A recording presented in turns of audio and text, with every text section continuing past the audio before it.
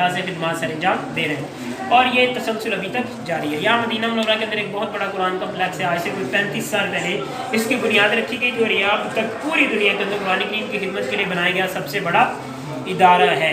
یہاں قرآن کریم کی طباعت سے لے کے آخر تک کے جتنے مراحل ہیں وہ سارے کے سارے یہیں پہ مکمل ہوتے ہیں۔ تیسرے نمبر پہ زبر زیر کی علامات لگائی جاتی ہیں۔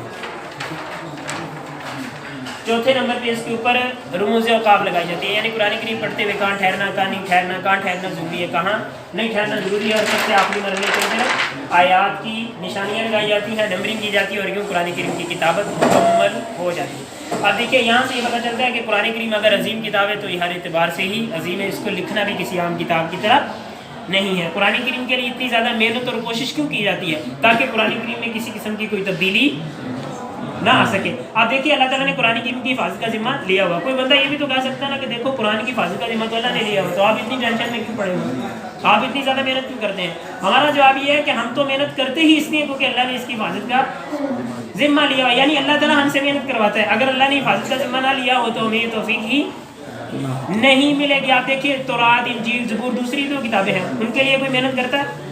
اور کئی کتابیں ان کے لیے اتنی زیادہ محنت کی جاتی ہے، قرآن کے لیے محنت ہی اس لیے کی جاتی ہے چونکہ اللہ تعالیٰ نے اس کی حفاظت کا ذمہ لیا۔